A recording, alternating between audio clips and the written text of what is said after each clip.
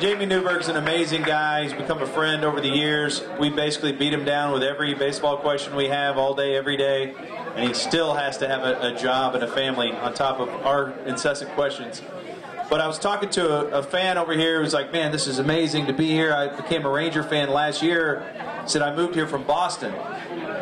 And he goes, I got to tell you, this would never happen in a million years in Boston. I was like, really? You know, and I was realizing, gosh, you know what? I think I'm kind of taking these things for granted. Because we have them all the time now, and they're fantastic. And, you know, all these guys are so accessible. He goes, you would never meet the owner of very many teams, you know, and to be this close and to meet Chuck is amazing. And so, hey, give it up for Jamie for putting this together. It's for a great cause. Okay, let's jump back into it. One of the things I'm most fascinated with is the marketing of the club and the fan experience, which is right in your wheelhouse. So, we've talked about the scoreboard. I can't wait to see it. What are some of the other ways you guys are going to capitalize on the momentum of all the fans that jumped on the bandwagon last year and continue to grow this thing and just make it the ultimate fan experience? Well, first of all, I do want to share one little story with you from the off season. I mean, I'm a huge fan. I mean, for me to have the opportunity to be in this role is beyond my wildest dreams. It's just awesome. And loving baseball as I do, to be able to go to the winter meetings and just sit there in the war room and listen to Coach, which is what we all call Don, listen to Coach and JD and Thad and all of our scouts and Nolan talk about this stuff. It's just unbelievably exciting to be able to sit there and hear it all. But my favorite moment, or my funniest moment of the off season, actually involves Coach, because we were sitting there and Pat Gillick had just been voted into the Hall of Fame, and he called Coach and invited to be with him for the induction. And John Daniels said to Coach, "Hey Coach, will you come up with me to Cooperstown?" And Coach said, "Absolutely, for Thad's induction."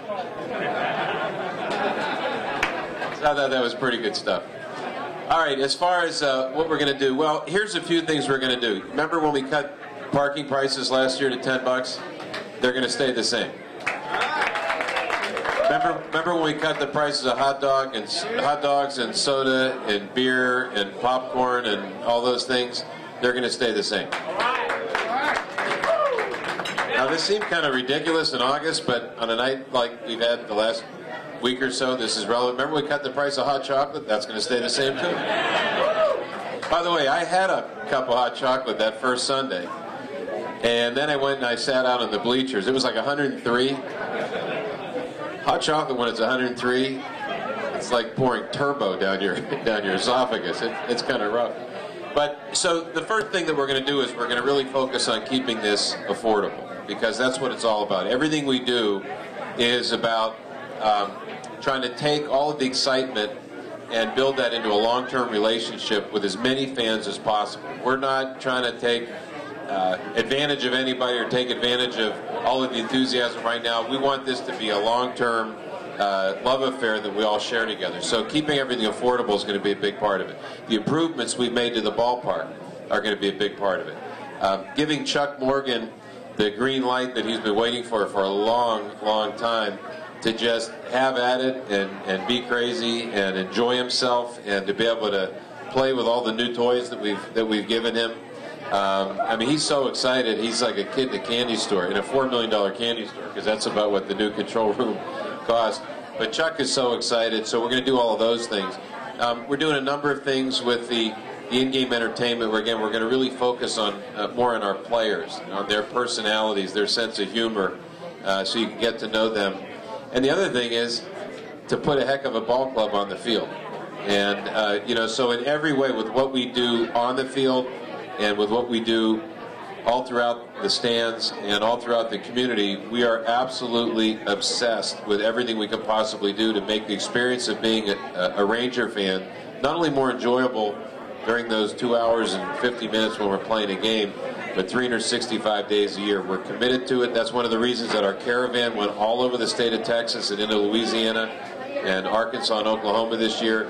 That's everything we do. We're motivated. We want to touch as many fans as possible. We want to make the experience as memorable as possible. And I said this last year and I'll say it again. Any idea that anybody has of how we can make the fan experience better for you or anyone you can think of, please share it with us, because we love ideas from everybody, and we'll do everything we can to implement them, because this is your franchise and these are your Rangers. We're going to get some of these questions here in 1 sec. I've got a quick question for John. You've been around, you've been in this market a long time, and you know what there's no other word for it, the grind of doing 162 baseball games is like. Have you really pondered how much your life is about to change here very shortly when you take over full-time play-by-play? Yeah, I have. It's a good question, Skin. I've thought about it a lot, and I'm going to answer it fully after I tell you what a great scout Don is. Don and I have seen each other at the ballpark, nodded at each other, said hello. We met officially for the first time tonight, and Don comes up to me. He's such a great scout. He comes up to me, he goes, "John Radigan, Brighton High School, class of '79, Brighton, Michigan." Look, I had nothing, okay? He didn't remember me he scouted me like very recently and did the due diligence on me to figure out who I was. And then he says, best player I ever scouted out of Brighton was Drew Henson, the former Cowboys quarterback, went to my same high school in Brighton, Michigan. And then we have a real common bond with Jim Abbott. Remember the guy that didn't have a right hand, the left-handed pitcher, threw a no-hitter for the Yankees? He's from Flint, Michigan. I did the very first TV story ever done on Jim Abbott when I worked in Flint, Michigan, and Don found him as a scout. So and Don and I are fast friends on that deal. So anyway, that's what a great scout he is, and so Coach is great to have in our organization. As for that grind, Tom Grieve told it to me like this. Tom said, during the season, you're on the treadmill for 6 months. The entire time, you're just treading on the treadmill. Even when you're sleeping, you're on the treadmill. You're on the treadmill for 6 months. And then Tom said, and then you're retired for 6 months. And he says, and at the end of those 6 months of retirement every year, I realize I don't want to retire. Well, we weren't necessarily really strong in the draft. We were heavy on international. And now we're much more balanced. And it goes beyond just draft international. International is now moved into the Pacific Rim. We're in Australia. We're in Europe. I mean, there's kids coming all over the globe right now into the Ranger system. At the same time, we're drafting well. But I think the main thing in the last 5 years is that we have concentrated and we've been able to convey to our scouts exactly what we're looking for. And what we're looking for is like when you're going fishing, you go fishing for a whale, not for a minnow. So it can be stars. We like to go for the guy that's maybe all or nothing, that has a chance to be all, if he has the makeup that we think he can realize that all. So we definitely look for guys that have that high ceiling potential. We try to find guys under rocks that other clubs don't. Maybe a guy is hurt. Maybe a guy is playing basketball on a playground somewhere, as Lofton was playing basketball at Arizona, for example. Maybe a guy, for one reason or another, is not a high-profile guy, but has high-profile tools, so to speak, and beyond tools has high-profile makeup.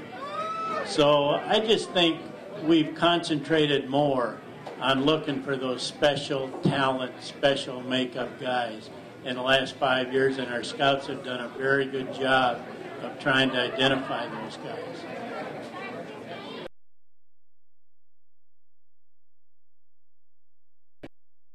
So what is it this year? We haven't decided yet. We're just wrapping up about a 5-month process of doing a branding analysis with an outside company that I've worked with before, and that may not sound very sexy, but it's actually really, really important, because the slogan is nice. Its time was a perfect slogan for last year, but slogans kind of come and go. And what we wanted to do, particularly since we're new and in many ways the franchise has been reborn, is we really wanted to dig deep into the DNA of the Rangers as a franchise and our fan base to try to have a better understanding of who we are and how we're perceived and how we want to be perceived, so we can have something more lasting. So we don't know yet what the new slogan is going to be. Of how we're going to present ourselves going forward, so that it's consistent from year to year, and it's more than just a phrase on a bumper sticker that you throw away one year and you can't remember it a few days later. First, I want to say thank you, Chuck, for A, owning the team, but then also B, doing this. Not very many owners would do this, i.e., Hicks, or even Jerry Jones, or any other owner. We greatly appreciate this, and we're very thankful for it. But I do want to say, you're talking about improvements to the ballpark, and I want to call a little bit of a slight BS on your story where you're drinking coffee, or not, hot chocolate, center field. You said you were sitting in center field bleachers at 103-degree heat. You were standing in center field bleachers at 100-degree heat. Those bleachers, I know, I love the ballpark, I love it, I love the name, and I know those bleachers are from the old Arlington Stadium, which I think is awesome. But the one problem is they're dark green, and 105-degree heat, those bleachers become like 130. I sat in July, and on Sunday, it's 105 degrees outside. I'm sitting in the bleachers. I had to buy a foam hat just to sit on, because, my butt was You think that's fire. an accident? No, I'm just kidding. No, I think that maybe painting them white, or something like that, of, little things. All right, now hang on. See, now you're calling me out and saying I wasn't sitting there. Let me tell you the whole story. Okay. I was sitting there. Here's what happened. I went out there that Sunday. It was the first Sunday that our group had the team. Our first game was Friday the 13th in August. And so it was Sunday, August 15th. We're playing the Red Sox. A great game that Friday night. I think an okay game Saturday. And so I went out to the to center field in the third or fourth inning. And I got out there, and I was looking, and there were all these pieces of cardboard, like someone had torn apart boxes. And I'm thinking, what are all these pieces of cardboard doing here? And they were sitting on the bleachers, and I moved them out of the way, and I sat down on the grill of the bleachers and went, oh, wow, that's what that cardboard's for. Okay, I got it. So I picked up the cardboard, and I put it back down, and I did sit on the bleachers, but I had that cardboard for padding. So it's a good question. I don't know. I don't know if having them a different color. First of all, I don't know if painting them, if it would even work. If it would, if the paint would hold, or if it would just chip away. And I don't know if it would cool it off. But it is warm. There's no doubt about it. And whether we have some sort of cushion on it or something that would help make it more comfortable, I'm not sure. But it's definitely worth taking a look at it, because, if I'd have sat on that thing for another 2 seconds, I would have had a very interesting tattoo on my bottom of the grill. Thank you. Go ahead, come on up if you've got a question. I've got a question for you, Chuck, about naming rights, stadium naming rights. We hear about it in the news a lot. We heard that stadium in LA that's not even built yet sold a sponsorship. Do you anticipate that happening for the ballpark, or what's your take on that landscape now? I'm thinking of Ben and Skin Field. Like that, it's got a nice ring to it, It makes a lot of sense. I think so. Well, we're open to that. On the one hand, I really like it being Rangers Ballpark in Arlington. On the other hand, let's just be honest, revenue is very, very important. If you want to have a first-class organization and you want to be able to keep the core of your team together and put the money into scouting and player development and keep your players, you've got to look at every opportunity to generate revenue that's tasteful and appropriate. Now, like I said before, maintaining the aesthetic quality of the ballpark is very important to us, and we're not going to, sell out and junk the place up in order to maximize revenue. I'm a great admirer of what the Red Sox have done at Fenway Park. The revenue that they generate is phenomenal in a ballpark that has limited capacity and some limited physical capabilities, but when they work with their sponsors, they do it in a way that it somehow all fits with the ballpark. It looks like what a traditional park like Fenway Park should look like. And that's something that this ownership group and management team in New England has done since they took over. So I'm a great admirer of that. So on the one hand, generating revenues on the one hand, but also keeping the look and the feel that the park was meant to have on the other, those are not inconsistent concepts. So as far as naming rights, we're open to the possibility. We're not actively pursuing it now, But, you know, at some point I think there's a pretty decent chance that there will be naming rights in place again. And it's just the nature of the business we're in. If we want to have a first-class product, we've got to look at opportunities like that. Sounds like it's safe to say, though, that we won't have a Liberty Bell taking away 400 seats in left field. Did you see that, Chuck? I didn't, but I can tell you we're not looking to do anything that takes seats away. When we announced the new video board project, one of the questions I was asked was whether we had considered putting the video board in place of the upper deck in left field, because at one time there was a thought that one of the ways to increase demand was to reduce capacity. And I said, well, we have a different approach of how we're going to increase demand, and that's we're going to try to put a great team on the field every year and continue to reinvest in scouting and player development and the fan experience, because there are plenty of Ranger fans and potential Ranger fans all the way through here to fill that ballpark night in and night out. Reducing capacity is not something that we're looking to do. My question's for Don. Coming from the minor leagues, are there any real fast-rising stars? Anyone jumping from single A to triple A or from double A to the major leagues? You know, are we going to see Jose Felix or Angel Beltre? It'd be kind of interesting to have Angel, Adrian, and Omar all on the big league team at the same time. Yeah, I think Angel Beltre has a chance to escalate well. He had a good winter season in the Dominican and came on. He's got a lot of talent. I think a young pitcher named Fabio Castillo ended up going from A-ball to Frisco at the end of the year last year and threw the living heck out of the ball, and was going to go to spring training with the big league club and recently broke his foot. So he's going to, miss out on 3 weeks or so, but he also has a chance to really step in there and do well. And then you got guys on the big league club like Michael Kirkman and a few other guys that are going to have every opportunity to step in there. Jose Felix is a very good defensive catcher, a great guy in a club.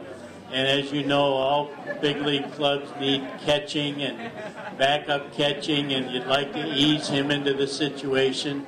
Although we were able to get Napoli and Torrey Alba, and we have a trainer back, so we think we're okay there.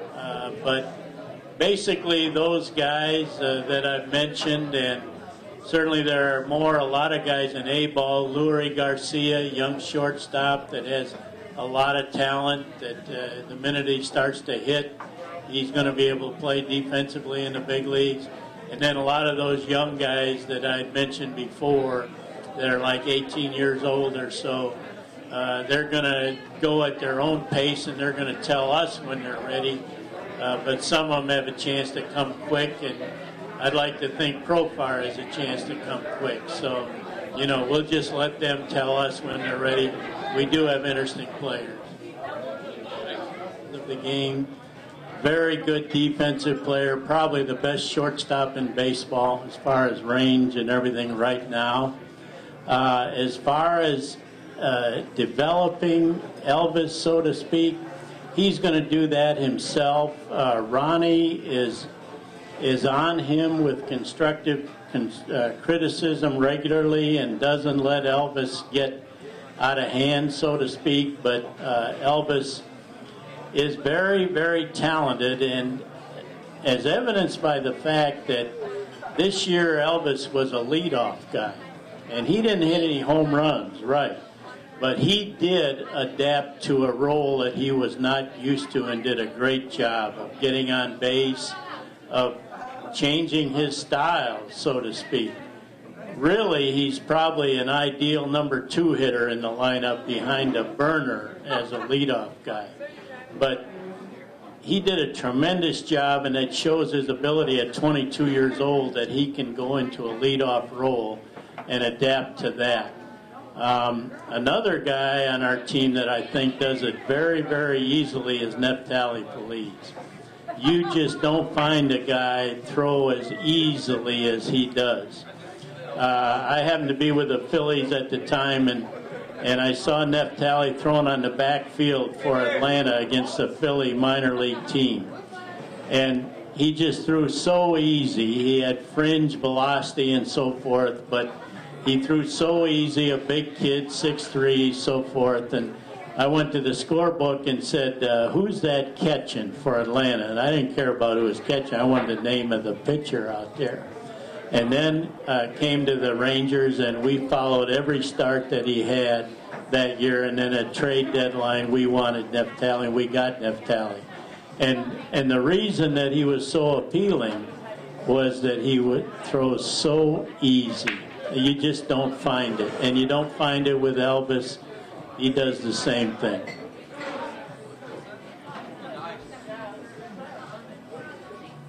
All right, if you've got a couple more questions, we're almost out of time, but you're welcome to step up. Just remember, you can tell your friends, Chuck Greenberg and I grabbed a beer the other night at Sherlock's, and I asked him, and that's where you would have to insert your question there.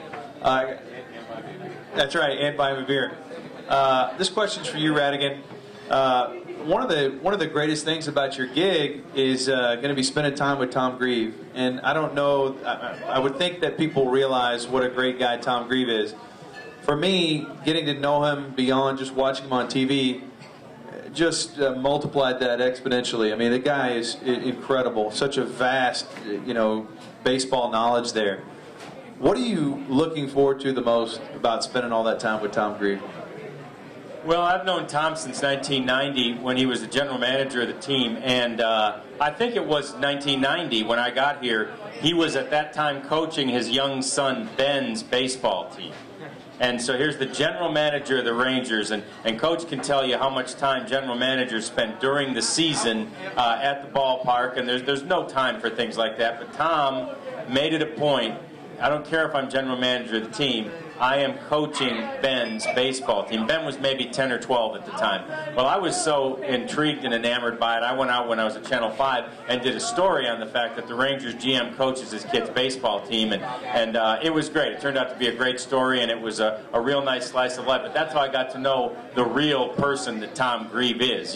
Tom is just, he's real people. I had some of the... It was one of the most flattering things that's happened to me since I was named to this job. I walked into the Mavericks media room where we eat down at the American Airlines Center on the first day this happened, and over in the back sits all the camera people and the audio people and the technical people that do the Mavericks games. They also do the Rangers games. It's a freelance crew. It's the same crew at the ballpark in the summer that does Mavs and Stars in the winter. So I walked in there that night, and they all stood up and applauded. And it made me feel really good because these are the people that do all the work for the games. They bring these games home, right? And it made me feel real good. And I walked over to him, I thanked him, and one of the guys says to me, he goes, "Man, you know what I like about what they've done, what the Rangers have done is, what we say about you is you're real people." And I said, well, good news, because Tom Grieve is real people too. So now you got two real people that'll be sitting side by side calling the game. So that's what I'm looking forward to the most, is just sitting there with a guy who's just a real guy, a family guy, and a baseball guy. Yeah, go ahead, sir. So, Coach, you brought up the fact that Elvis would move to second position. So who's the burner in the system that can do leadoff? And when is he coming? Well, good question. There are certain things that are really hard to find in baseball from a scouting perspective. Middle infielders, shortstops are tough to find. True shortstops. Leadoff guys are really tough to find. Obviously, number one or number two pitcher is hard to find. Catchers are hard to find. You'd like to think that Julio Borbon could do that. He certainly is a burner. You'd like to think that he might be able to do that. You'd like to think that Angel Beltre might be able to do that.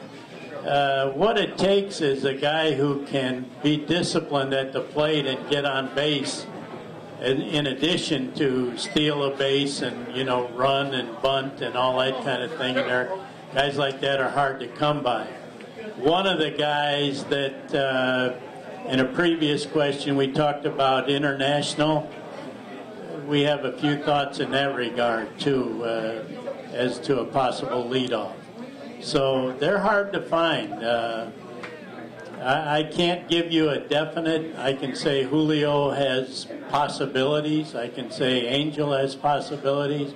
I can say other guys on our radar would have possibilities. But, Ian Kinsler led off a couple of years ago and I thought did a good job as far as getting on base and so on. So, that's up to Ronnie to decide how to put his lineup in order. But, ideally, Elvis is a number 2 hitter, I believe. Does that answer? Yeah. By the way, I thought of all the impressive things Elvis did last year, I thought the most impressive was how at his age and in such a critical role, playing shortstop and leading off, he was able to elevate his game in the playoffs as fresh as he was for the opener back in April. It's a long year, it's a big grind, and there were times during the year when he was hurting, but when the bell went off for the playoffs, I mean, he was like a colt that was released into the, out of the barn and into the field for the first time, and the energy that he played with starting from the very first at bat of the Tampa Bay series just set a tone for that series and was a huge part of our success. So to be that young and to be able to elevate yourself when it matters most is a special quality. And to add to that, Elvis made the comment that when he went into the postseason at age 22, his main thought process was just to be comfortable out there playing, not get too high, not get too low, just do the things fundamentally that he had learned to do. The guy has tremendous maturity, and so at age 22, for him to elevate his game, and that's another thing that, as we talk about looking for specific things, a guy that does it easy, a guy that does this and that, you also look for the guy that will elevate his game when the lights come on.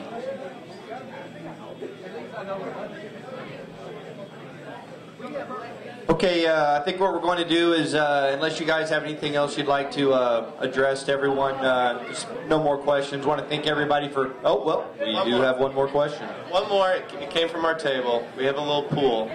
Just one answer each. How many wins this season? Nolan predicted 92 last year. Just go down the line. How many wins this year?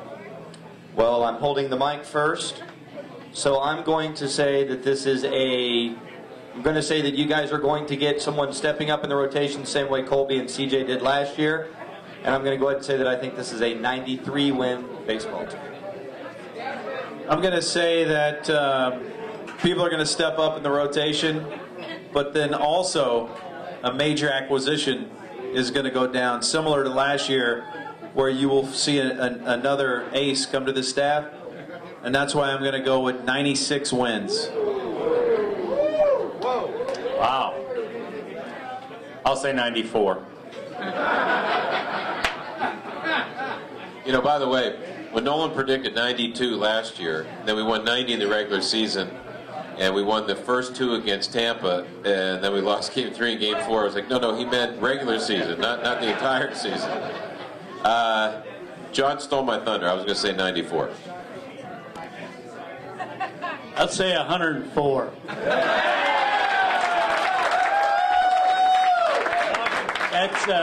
That's 93 plus 11. Awesome. Well, as long as Ben is already printing up a Mark Burley jersey for July, I'll go ahead and throw in the 94 and 95 wins and say we're right back here in October watching the game.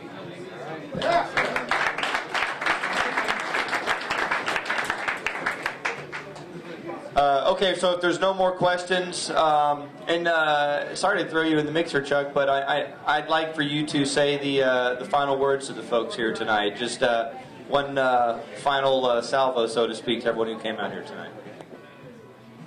Well, first of all, thanks to everybody for coming out again. Thanks so much for all the support that you gave to Nolan and to myself and our group as we were persevering through the process. I know a lot of you I would hear from on emails or I would see you around or you'd hit me on Facebook or something like that. Just can't say enough about your support, the belief that you had in the Rangers, and to be a part in some small way of having all of those beliefs come true, and for all of us to enjoy Deliverance together, it was just an incredibly meaningful experience. I'm so proud of our whole organization and all of our people and all of you. We shared a great experience together next year. We're just getting warmed up. There are many, many great times to come, and I just appreciate and enjoy being with you, and I'm looking forward to doing it many more times in the future. So thank you.